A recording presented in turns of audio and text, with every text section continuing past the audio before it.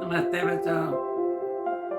आज मैं कुछ ऐसी कहानी सुनाऊंगी जिसमें कि कुछ आय का स्रोत हो।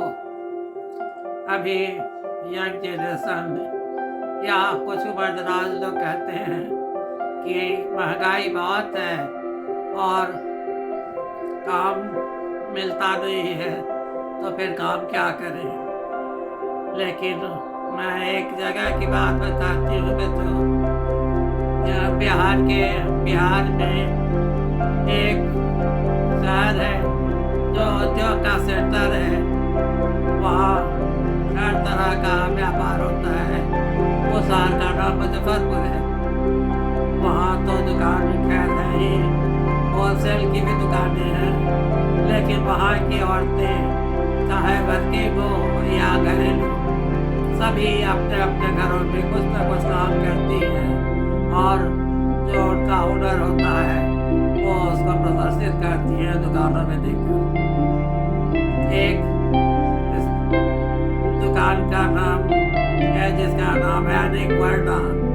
वो अनेक वर्णा एक महिला ने जो समृद्ध परिवार की थी, वो सोची कि कुछ आय का स्रोत करना चाहिए, घर पे बैठने से क्या फायदा। उनके घर में सास ससुर थे और पति थे। वो पत्नी सुबह उठती, अपना नाश्ता बना कर चाय बना कर अपनी सास को दे देती और नाश्ता टेबल पर रखकर वो सारे साथ घर से निकल जाती और घर से होते हुए वे अपने दुकान पर पहुँच जाती। आप कहोगे घरों में क्या क्यों जाती थी? घरों में मिलने जाती कि किसके घर में क्या चीज बनता है जिसको हम अपने दुकान में आसानी से रख सकते हैं। उन्होंने सबसे पहले एक मशीन खरीदा पैर की और एक दर्जी को उसमें बैठा दिया। उनको थोड़ी कटिंग आती थी और एप्लिक वर्क भी आता था। उन्होंने अपने गाइडेंस में उससे कहा कि इस तरह के कपड़े सिल के टांगो। वहाँ तो कपड़ों का व्यापार होता ही है। वो थोक माल से थोड़े कपड़े, अच्छे कपड़े खरीद कर कपड़ा सिलवा कर वो टंगवा दिए और हर घर से किसी के यहाँ अचार बना, किसी के यहाँ मुरब्बा, किसी के यहाँ तिलौरी बना, किसी के यहाँ दौरी। वहाँ ये मारवाड़ी लोग बहुत हैं, उनकी महिलाएं पापड़ बहुत अच्छा बनाती हैं, तो पापड़ भी पैकेट करके रखती हैं। इस तरह दुकान में धीरे धीरे घरेलू सामान बहुत इकट्ठा होने लगा बच्चों और उसकी बिक्री भी होने लगी। वहाँ का तिलौरी नाम ही हो गया। एक महिला थी जो पैसे से टीचर थी। वो स्कूल जाती, लेकिन स्कूल जाने के पहले वो 4 बजे उठती और देखती कि तारा है कि नहीं। तब वो अपना दाल जो फुला हुआ रहता उसको सिलौट पर पीसती। 250 ग्राम दाल पीसकर उसमें थोड़ा सा तेल, थोड़ा नमक मिलाकर उसको छत पर जाकर कपड़े पर पाट देती। उसके बाद बोल देती कि 12 बजे इसको कोई उलट देगा, ऊपर का सूख जाएगा तो फिर नीचे का भी सूख जाएगा। कोई ऐसा काम कर देता। इस तरह शाम तक उनका तिलौरी तैयार हो जाता और वो कल होके थोड़ा सुखा के और उसको प्लास्टिक के में पैक करके तो अनेक वर्णा के दुकान में देती। उस तिलौरी की बुश बहुत हो गई। उस तिलौरी से उन्होंने उतना आय हुआ कि उन्होंने अपना एक चेन बनवा लिया। बच्चों, छोटा छोटा काम तो पैसा देता ही है, लेकिन उससे मनोबल भी बढ़ता है। वो तो पैसे से सीखा थी, पैसे की कमी उनको नहीं थी, फिर भी अपने हुनर को वो काम में लाया और उससे उनको पैसे भी हुए और अनेक वर्णा दुकान भी प्रसिद्ध हो गया।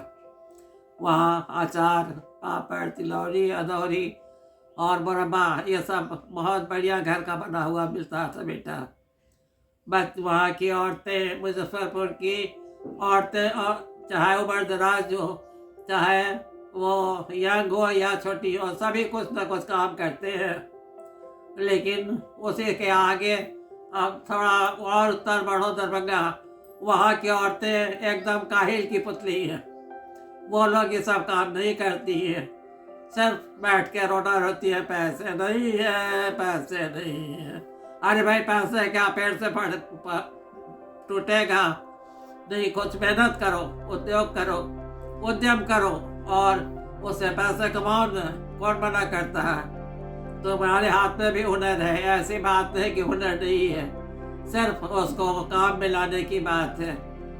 वो अनेक वर्णा बहुत प्रसिद्ध हो गया बच्चों, और उस अनेक वर्णा का दुकान भी बढ़ गया, उसकी पूछ बहुत होने लगी। और उस बहू की, जो वहाँ की बहू थी, वही उसकी ससुरालिका थी, उसके आय का स्रोत हो गया।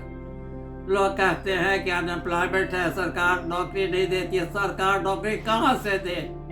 सब लोग पढ़ने लिखने लगे हैं, खेती चौपट हो रही है और घर का काम कोई करना नहीं चाहता है, तो फिर सरकार क्या करे?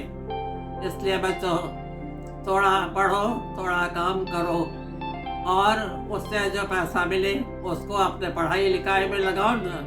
क्यों खैरात का खाना स्कूल में खाते हो? अपने मेहनत करके उससे जो पैसा मिले उसी से खाना खाओ और सरकार के खाना को बहिष्कार करो। बच्चों, अनेक वर्णा बहुत प्रसिद्ध हो गया और उनकी आय काफ़ी बढ़ गई। एक के बाद उन्होंने दूसरी मशीन, पैर की मशीन सिलाई वाली खरीदी और तब उन्होंने 2 दर्जी रखा, तो एक छोटा सा दुकान एक बृहद रूप ले लिया और उस परिवार का आय काफ़ी बढ़ गया।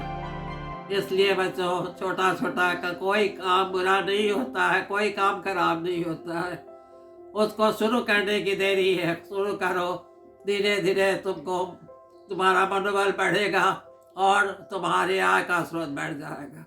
चाहे तुम देहात में रहो या शहर में रहो, कोई फर्क नहीं पड़ता है। शहर की जिंदगी तो अब एकदम काहिल का अखाड़ा हो गया। वहाँ लोग हैंड टू माउथ है, लोग बहुत परेशान है खर्चा से। इसलिए देहात की ओर कोई मुड़ना नहीं चाहता है, जाना ही नहीं चाहता है। जब तक काम नहीं करेगा लोग, तब तक पैसे कहाँ से आएंगे? इसलिए बच्चों, उस अनेक वर्णा की दुकान से सबको लेसन लेना चाहिए और औरत हो, बच्चा हो, मर्द हो, सियाना हो, सबको थोड़ा थोड़ा अपना उपार्जन करने का सलीका बढ़ाना चाहिए, जिससे कि अनएम्प्लॉयमेंट की समस्या कम हो और लोग अपने पैरों पर खड़ा हो।